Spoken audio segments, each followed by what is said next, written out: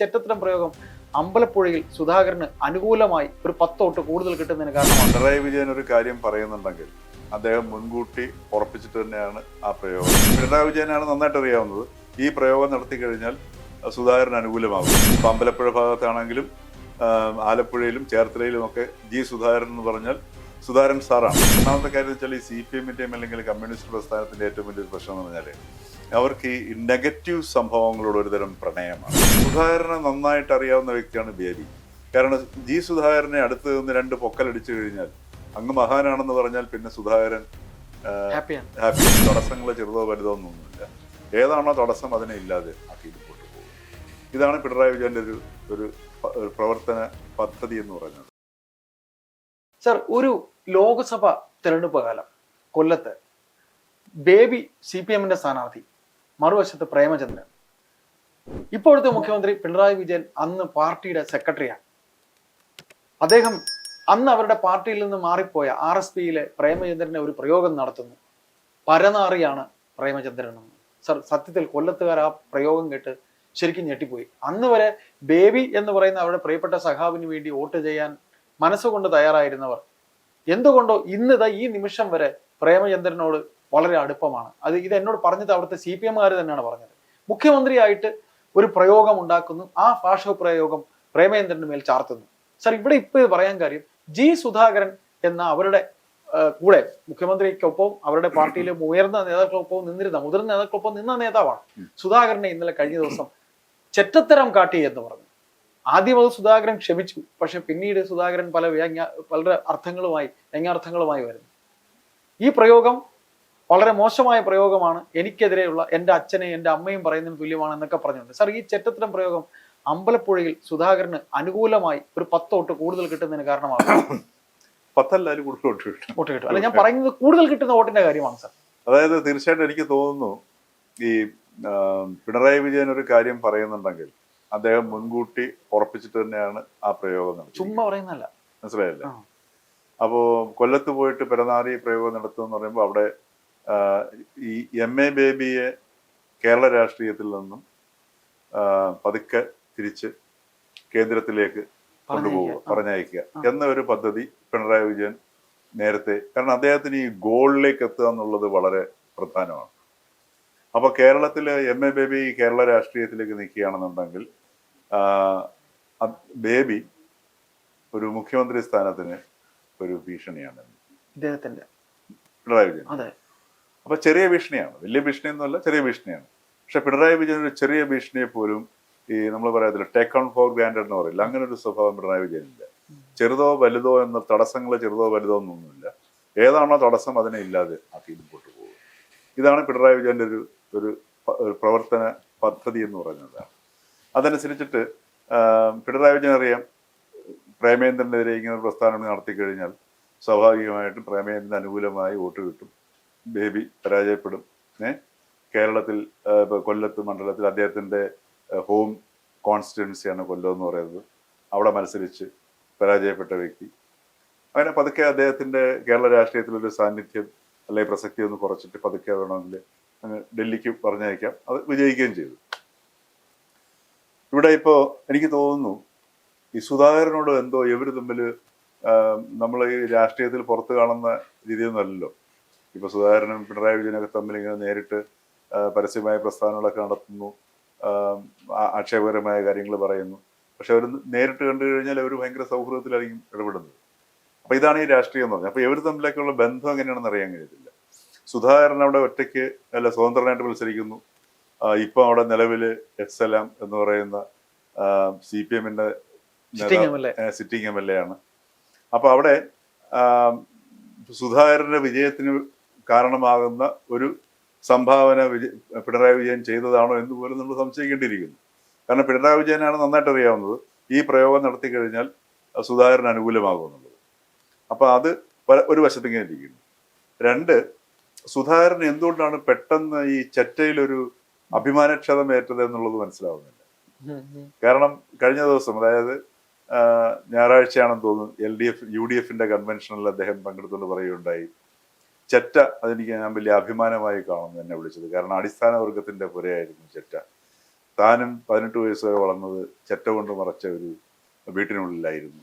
അപ്പം അതുകൊണ്ട് ആ ഒരു പ്രയോഗം എന്നെ സംബന്ധിച്ച് വളരെ അഭിമാനമാണെന്ന് പറയാം.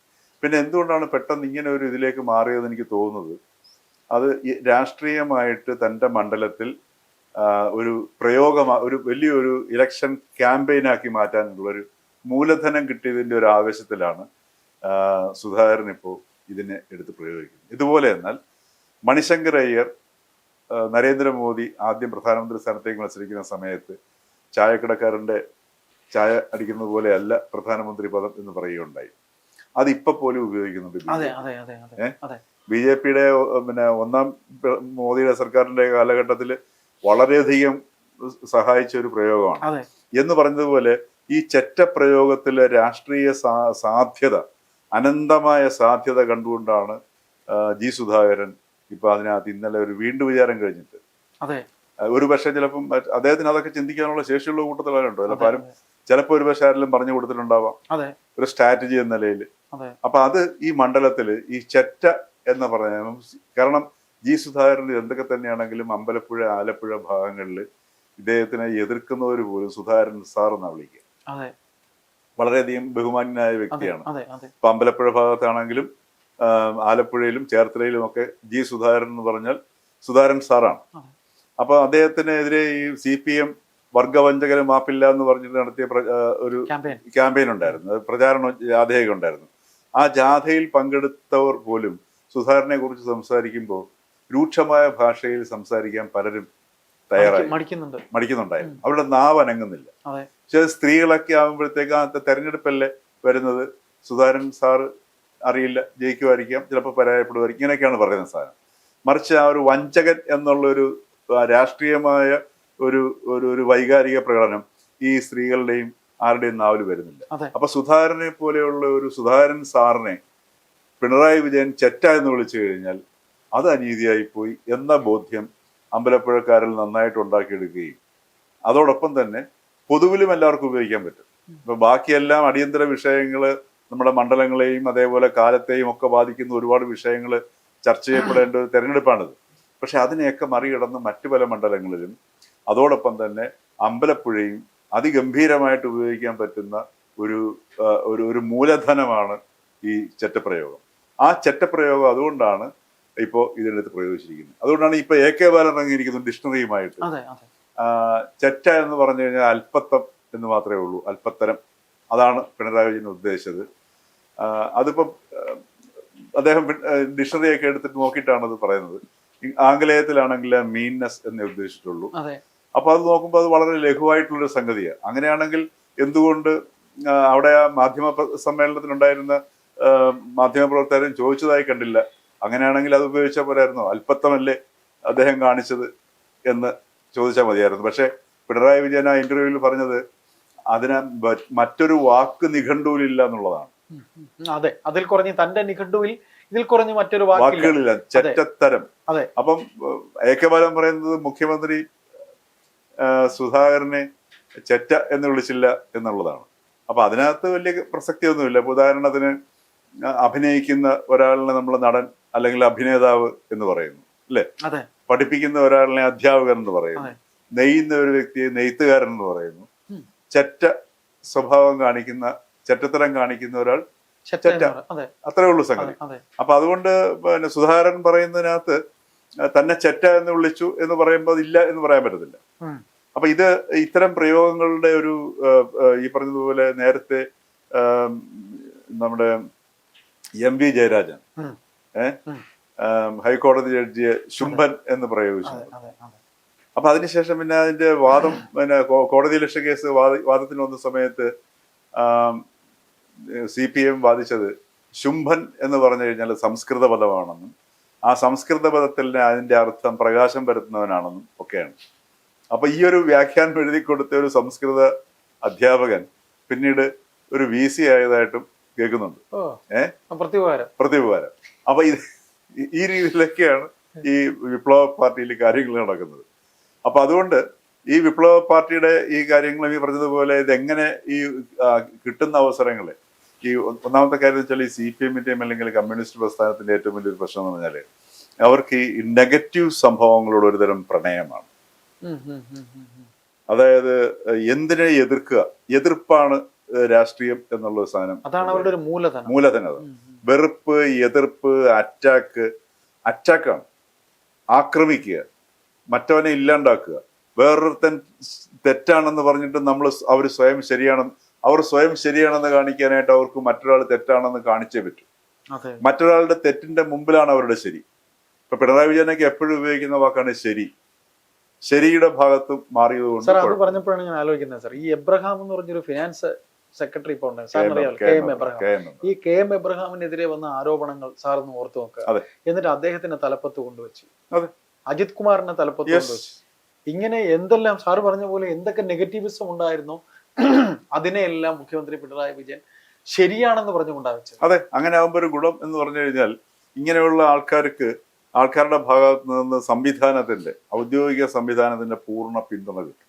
അവർക്കും ഗുണമുണ്ടാവും, ഇവർക്കും ഗുണമുണ്ടാവും. അവർ ജോലി ചെയ്യുന്ന കുറെ ഡെഡിക്കേറ്റഡ് ആവും അല്ലെ. അവർ ഡെഡിക്കേറ്റ് ആവുന്ന വെച്ചാൽ അവർക്ക് ഗുണമുണ്ടാവുന്നിട്ട് ഡെഡിക്കേറ്റ് ആവും. അതിന് ഇദ്ദേഹം കണ്ണോട് സമ്മതിക്കുകയും ചെയ്യും. അപ്പൊ ഇദ്ദേഹത്തിന് ഈ പറഞ്ഞതുപോലെ സ്വന്തം കാര്യങ്ങൾ വളരെ മനോഹരമായിട്ട് ഫ്രിക്ഷൻ ഇല്ലാതെ നടപ്പിലാക്കി എടുക്കാൻ പറ്റും. ഇപ്പൊ ലോക്നാഥ് ബെഹ്റ, ഇവരൊക്കെ എതിർത്ത കക്ഷികളാണ്. CPM ഒക്കെ വളരെയധികം എതിർത്ത ഒരു പോലീസ് ഓഫീസറാണ് അജിത്. എല്ലാവരും അത് തന്നെയാണ്. അപ്പൊ ഈ ഒരു സമീപനം, ഈ നെഗറ്റീവ് സാധനം, വേറൊരാളെ ആക്രമിക്കുക എന്നുള്ളത് ഒരു തരം ഹരം പോലെയാണ്. അത് വാക്കുകൾ കൊണ്ടായിക്കോട്ടെ, അവരുടെ മുദ്രാവാക്യങ്ങൾ കണ്ടിട്ടില്ലേ? ഇപ്പം വർഗവഞ്ചകന് മാപ്പില്ല. മാപ്പില്ല എന്ന് പറഞ്ഞ വഞ്ചകൻ, ആ വഞ്ചകൻ എന്നുള്ള വിളി തന്നെ ഒന്ന് ആലോചിച്ച് നോക്കുക. എത്രമാത്രം രോഷമാണ്, വിദ്വേഷമാണ് വഞ്ചകൻ. ഇപ്പൊ നമ്മള് സ്നേഹത്തിൽ ഒരു തന്നെ നമ്മൾ പെട്ടെന്ന് ഇങ്ങനെ വഞ്ചകൻ, നീ ഒരു വഞ്ചകനാണെന്ന് പറയില്ല.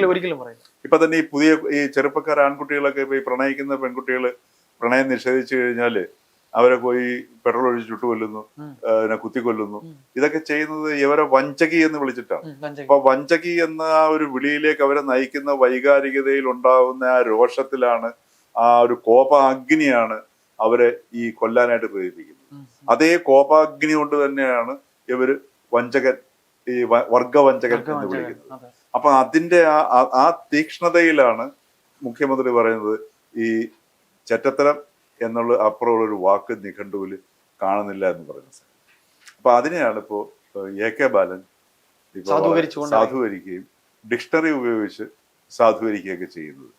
അപ്പൊ അങ്ങനെയാണെങ്കിൽ എന്തുകൊണ്ട് അല്പത്തരം എന്നുള്ള വാക്ക് ഉപയോഗിച്ചാൽ മതിയായിരുന്നു? മതിയായിരുന്നു. പക്ഷെ അത് ഉപയോഗിക്കാതെ എന്തുകൊണ്ട് ചെറ്റത്തരം ഉപയോഗിച്ചു?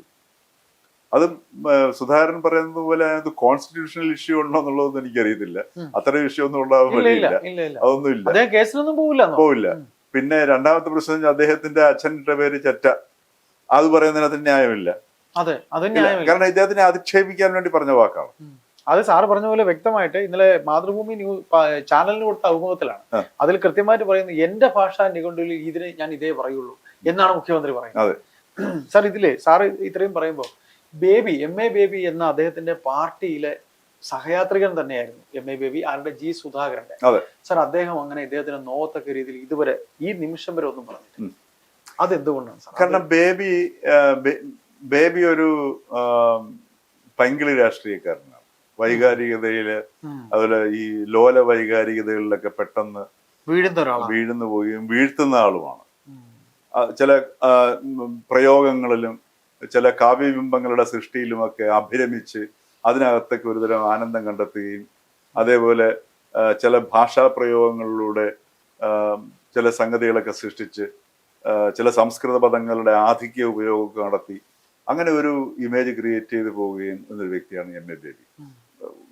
ഒരേ സമയത്ത് മാർക്സിനെ ഉപയോഗിക്കുകയും അതുപോലെ തന്നെ ശ്രീനാരായണ ഗുരുവിനെ കോട്ട് ചെയ്യുകയും ഉദ്ധരിക്കുകയൊക്കെ ചെയ്ത് സംസാരിക്കുകയൊക്കെ ചെയ്യുന്ന ഒരു റൊമാൻറ്റിക് അന്തരീക്ഷത്തിലൂടെ സൃഷ്ടിച്ച് തന്നെ അതിന്റെ നടുക്ക് പ്രതിഷ്ഠിച്ച് മറ്റുള്ളവരിൽ ഒരു മുദ്രണം പതിച്ച് മുമ്പോട്ട് പോകുന്ന നേതാവാണ് MA ബേബി എന്നുള്ളത്. അപ്പൊ അതുകൊണ്ട് സുധാകരനെ അദ്ദേഹം പറയുണ്ടായി, ഞാൻ സുധാകരൻ സാർ എന്നാണ് വിളിക്കുന്നത്, മനസ്സിലായില്ലേ? അപ്പൊ സുധാകരനെ MA ബേബിക്ക് നന്നായിട്ട് അറിയാം. കാരണം കൊല്ലം SN കോളേജ് വെച്ച് തന്നെ ബേബിക്ക് സുധാകരനെ പരിചയമുണ്ട്. കാരണം സുധാകരന്റെ സീനിയറായിട്ട് അവിടെ സമർത്ഥനായ വിദ്യാർത്ഥിയായിട്ട് പഠിച്ച വ്യക്തിയാണ് ഈ സുധാകരൻ. ബേബിയും സമർത്ഥനായ വിദ്യാർത്ഥി തന്നെയായിരുന്നു. അദ്ദേഹത്തിന് പക്ഷേ പരീക്ഷ എഴുതാനുള്ള അറ്റൻഡൻസ് ഇല്ലാത്ത കാരണം പ്രിൻസിപ്പൽ എഴുതാൻ അനുവദിച്ചില്ല അനുവദിച്ചില്ല. അതെ, മാത്രമേ ഉള്ളൂ. അതെ, അദ്ദേഹം സമർത്ഥൻ തന്നെയായിരുന്നു. അപ്പോ ഇത് സുധാകരനെ നന്നായിട്ട് അറിയാവുന്ന വ്യക്തിയാണ് ബേബി. കാരണം ജി സുധാകരനെ അടുത്ത് നിന്ന് 2 പൊക്കലടിച്ചു കഴിഞ്ഞാൽ അങ്ങ് മഹാനാണെന്ന് പറഞ്ഞാൽ പിന്നെ സുധാകരൻ ഹാപ്പിയാണ്. അപ്പൊ അതുകൊണ്ടാണ് ഈ ബേബി ഇങ്ങനെ പറഞ്ഞില്ലല്ലോ എന്ന് പറയുന്നത്. കാരണം ബേബി പാർട്ടിയുടെ അഖിലേന്ത്യാ സെക്രട്ടറിയാണ്. പക്ഷെ പാവം അഖിലേന്ത്യാ സെക്രട്ടറി ഈ പറഞ്ഞതുപോലെ സംസ്ഥാനത്തെ മുഖ്യമന്ത്രി പിണറായി വിജയന്റെ ഔദാര്യത്തിലേക്കാണ് കഴിഞ്ഞു പോകുന്നത് എന്നുള്ളത് ഒരു യാഥാർത്ഥ്യമാണ്. അപ്പൊ അതുകൊണ്ട് ഇപ്പോഴത്തെ നിലവിലുള്ള അവസ്ഥയിൽ, പാർട്ടിയുടെ അവസ്ഥയിൽ ഇപ്പം ബേബി അഖിലേന്ത്യാ സെക്രട്ടറി ആണെന്ന് പറഞ്ഞിട്ട് വലിയ കാര്യമൊന്നുമില്ല. പക്ഷെ ഇവിടെ ഇപ്പൊ നമ്മുടെ വിഷയത്തിലേക്ക് വരികയാണെങ്കിൽ ഈ ചെറ്റത്തരം അല്ലെങ്കിൽ വളരെ ബുദ്ധിപരമായിട്ട് സുധാകരൻ ഈ സിറ്റുവേഷനെ മാറ്റിക്കൊണ്ടു പോകുന്ന ഒരു കാഴ്ചയാണ് ഇപ്പൊ നമ്മൾ കാണുന്നത്. തന്നെ മുഖ്യമന്ത്രി ചെറ്റയെന്ന് വിളിച്ചു. തനിക്ക് തന്റെ അച്ഛനിട്ട പേര് സുധാകരൻ എന്നാണ്. അപ്പൊ ചെറ്റ എന്ന് വിളിച്ചു എന്നുള്ളത് സമർത്ഥിച്ച് ആൾക്കാരുടെ ഉള്ളിലേക്ക് അതിനെ കടത്തിവിടാനുള്ള ശ്രമമാണ് സുധാകരൻ നടക്കുന്നത്. അതിലൂടെ സുധാകരൻ സാറിനെ പോലുള്ള ഒരാളിനെ പിണറായി വിജയൻ ചെറ്റ എന്ന് വിളിച്ചു എന്ന് പറയുമ്പോൾ ഉണ്ടാകുന്ന ഒരു വൈകാരികതയാണ്. അത് സ്ത്രീകളിലും സാധാരണ വോട്ടർമാരിലും ഒക്കെ വളരെയധികം സ്വാധീനം ചെലുത്തുകയും ആ ഒരു വിളിയിൽ നിന്ന് തന്നെ സുധാകരന്റെ ഭൂരിപക്ഷം കൂടാനേ സാധ്യതയുണ്ടാവും. സുധാകരൻ ജയിക്കും എന്നുള്ളത് ഏകദേശം ഉറപ്പിക്കാം. പക്ഷെ സുധാകരന്റെ ഭൂരിപക്ഷം ഈ ഒരു വിളി വല്ലാണ്ട് സാറ് പറയുന്നത് പിണറായി വിജയൻ പ്ലാൻഡ് ആയിട്ട് തന്നെ ചെയ്തത് ആയിക്കൂടായില്ല. നമുക്ക് രാഷ്ട്രീയത്തിലൊന്നും പറയാൻ പറ്റില്ല. പിണറായി വിജയൻ ഒരു കാര്യം ഉറപ്പായിട്ട് പറയാം, പിണറായി വിജയന്റെ വായിൽ നിന്ന് അദ്ദേഹം മുൻകൂട്ടി ആലോചിച്ചുറപ്പിക്കാത്ത ഒരു കാര്യവും വരില്ല. സാർ ഒന്നുകൂടെ ഇതില് നമുക്ക് ചോദിക്കാനുള്ളത്, ഈ പറയുന്ന രീതിയിൽ ആലപ്പുഴയിൽ ഇന്നലെ ഈ പ്രസംഗത്തോടൊപ്പം തന്നെ പിന്നെ നമ്മുടെ ജി സുധാകരൻ പറഞ്ഞു വെച്ച ഒരു വർത്തമാനമുണ്ട്. നിങ്ങൾക്ക് കണ്ണൂരിൽ പറഞ്ഞു വെച്ചിരിക്കുന്ന 5 സീറ്റുണ്ട്, അതിലൊന്ന് ധർമ്മടം പെടും. നിങ്ങൾക്ക് പറഞ്ഞു വെച്ചിരിക്കുന്ന പാർട്ടിക്ക് ഉറപ്പായ സീറ്റാണ്. എന്നാൽ ഇവിടെ ആലപ്പുഴയിൽ അങ്ങനെയല്ല.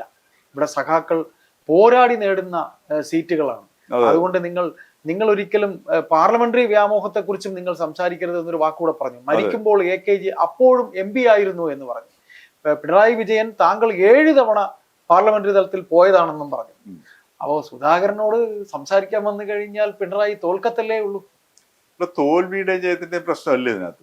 ഇപ്പൊ ഇവിടെ വരുന്ന പ്രശ്നം എന്ന് വെച്ച് കഴിഞ്ഞാല് സുധാകരൻ ഈ പറഞ്ഞതുപോലെ സുധാകരൻ നമ്മൾ വിചാരിക്കണക്കുള്ള ഒരു പിന്നെ അത്ര വൈകാരിക ജീവിയൊന്നും അല്ല. സുധാകരനെ എപ്പോ വൈകാരികത എടുക്കണം എന്ന് നന്നായിട്ട് അറിയാം. അത് വൈകാരികമായ പ്രകടനങ്ങൾ പലപ്പോഴും സുധാകരൻ ഒരു കവചമായിട്ട് ഉപയോഗിക്കാറുണ്ട്. ഉദാഹരണത്തിന് ഇദ്ദേഹം പാർട്ടിയിൽ നിന്ന് പുറത്തായിക്കൊണ്ട് ഇദ്ദേഹത്തിന്റെ സ്ഥാനാർത്ഥിത്വം പ്രഖ്യാപിക്കുന്ന കേരളം മുഴുവൻ ഉറ്റുനോക്കിയിരുന്ന ഒരു പത്രസമ്മേളനം. ആ പത്രസമ്മേളനത്തിലെ തുടക്കം മുതൽ അവസാനം വരെ പ്രകോപനപരമായ പല ചോദ്യങ്ങളും പല മാധ്യമപ്രവർത്തകരുടെ ഭാഗത്തുനിന്ന് ഉണ്ടായിട്ടുണ്ടെങ്കിലും വളരെ കമ്പോസ്ഡ് ആയിട്ട് ഒരേ ടോണിലാണ് സുധാകരന്റെ മറുപടി പോയത്. അത് അദ്ദേഹം നിശ്ചയിച്ചു വന്ന സ്ഥാനമാണ്. അപ്പൊ ഇതൊക്കെ വളരെ സമർത്ഥമായിട്ട് ഉപയോഗിക്കാൻ അറിയാവുന്ന വ്യക്തിയാണ് സുധാകരൻ. അപ്പൊ അതുകൊണ്ട് അദ്ദേഹം ഇപ്പോൾ ഇതെല്ലാം എന്തെല്ലാം അവസരങ്ങളാണോ അദ്ദേഹത്തിന്റെ ഈ തെരഞ്ഞെടുപ്പിൽ വിജയത്തിലേക്ക് നയിക്കാൻ അദ്ദേഹത്തിനെ സഹായിക്കുക, അതെല്ലാം ഉപയോഗിക്കും. അദ്ദേഹത്തിന്റെ കാലിന് ഫ്രാക്ചർ പറ്റി സുഖമില്ലാതെ വീട്ടിൽ കിടന്നു. ആ സുഖമില്ലാതെ വീട്ടിൽ കിടന്ന അവസരത്തെ പോലും സുധാകരൻ ഈ ഒരു ലക്ഷ്യത്തിലേക്ക് വെച്ചിട്ട് നന്നായിട്ട് പുള്ളി ഉപയോഗിച്ചു. കാര്യം തന്റെ വീട്ടിൽ കാണാൻ വരുന്നവരുടെ എല്ലാവരുടെയും ലിസ്റ്റ് ഇട്ട് അവരെ കുറിച്ച് നല്ല വാക്കുകൾ എഴുതി. അത് BJP-ക്കാരുണ്ട്, കോൺഗ്രസ്സുകാരുണ്ട്. അവസാനം കേരളത്തിലുള്ള നേതാക്കന്മാർക്കും ഈ സാമൂഹ്യ പ്രവർത്തകർക്കും ഈ സുധാകരനെ വീട്ടിൽ പോയി കണ്ടവരും കാണാത്തവരും എന്ന ഒരു വിഭാഗീയതയിലേക്ക് വന്ന് പലർക്കും പോയി കാണേണ്ടി വന്നു. അപ്പൊ ഇതൊക്കെ അദ്ദേഹം ഉപയോഗിച്ചത് ലൈം ലൈറ്റിൽ വളരെ സജീവമായിട്ട് നിൽക്കുക, സാമൂഹ്യ മാധ്യമങ്ങൾ നന്നായിട്ട് ഉപയോഗിക്കുക. അത് ഉപയോഗിച്ചുകൊണ്ട് പറ്റുമെങ്കിൽ CPM-ന്റെ ഒരു സീറ്റ് തരപ്പെടുത്താൻ നോക്കുക. പക്ഷെ അതിനു മുമ്പ് തന്നെ അദ്ദേഹം ഡീലുകളൊക്കെ ഉറപ്പിച്ചിരുന്നു. അത് നമുക്ക് വളരെ വ്യക്തമാണ് ആ പോക്ക് കാണുന്നത്. അപ്പൊ അങ്ങനെ അതെല്ലാം എന്നുണ്ടെങ്കിൽ അത് കിട്ടില്ല എന്ന് പുള്ളിക്ക് അറിയുകയും ചെയ്യാം. കാരണം ആലപ്പുഴയിലെ പാർട്ടിയുടെ അവസ്ഥ എല്ലാവരേക്കാളും നന്നായിട്ട് അറിയാവുന്ന സുധാകരനാണ്. അതുകൊണ്ട് തന്നെ അദ്ദേഹത്തിന് വ്യക്തമായിട്ട് അറിയാം ഈ CPM-ന്റെ ഭാഗത്തു നിന്ന് സീറ്റ് കിട്ടാൻ സാധ്യതയില്ല എന്നുള്ള കാര്യം. പിന്നെയും ബേബി സെക്രട്ടറി ആയിട്ട് ബേബിയുടെ അടുത്ത് കാര്യം പറഞ്ഞു എന്നുള്ള ഒരു അവസാന ശ്രമം കൂടി നടത്തിയെന്ന് മാത്രമേ ഉള്ളൂ. എങ്കിലും വളരെ നേരത്തെ തന്നെ മുൻകൂട്ടി തന്നെ സുധാകരൻ ഇവിടെ ഇങ്ങനൊരു മത്സരം മുൻകൂട്ടി കണ്ടിരുന്നതാണ് എന്നുള്ളത് നാം മനസ്സിലാക്കേണ്ടത്. ഏതായാലും സാർ വിജയരാഘവനും അദ്ദേഹത്തിനെതിരെ പറഞ്ഞു, അതിനും ചുട്ട മറുപടി പറഞ്ഞിട്ടുണ്ട്. എനിക്ക് വേണ്ടി ഇവിടെ ഒന്ന് സംസാരിക്കാൻ അല്ലെങ്കിൽ എനിക്കെതിരെ സംസാരിക്കാൻ വിജയരാഘവൻ വന്നാൽ എനിക്ക് ആ സംസാരിക്കുന്നിടത്തുനിന്ന് ഒരു 10,000 വോട്ട് കൂടെ കിട്ടത്തേ ഉള്ളൂ എന്ന് വിജയരാഘവനെ തിരിച്ചു പറയുകയുണ്ടായി. ഏതായാലും സാർ ഈ നിയമസഭയിലേക്ക് നടക്കുന്ന തിരഞ്ഞെടുപ്പിൽ ഏറ്റവും കൂടുതൽ ശ്രദ്ധാകേന്ദ്രമാകുന്നത് ശ്രദ്ധാകേന്ദ്രമാകുന്ന മണ്ഡലങ്ങളിൽ ഒന്ന് അമ്പലപ്പുഴ തന്നെയാണ്. കുറെ മണ്ഡലങ്ങളുണ്ട് ശ്രദ്ധാകേന്ദ്രമാകുന്നത്. അതിൽ ഒന്ന് പിന്നെ ഈ അമ്പലപ്പുഴ തന്നെയായിരിക്കും. പിന്നെ സുധാകരന്റെ പ്രയോഗങ്ങളും പലപ്പോഴും നമുക്ക് ഇനിയും കേൾക്കേണ്ടി വരും.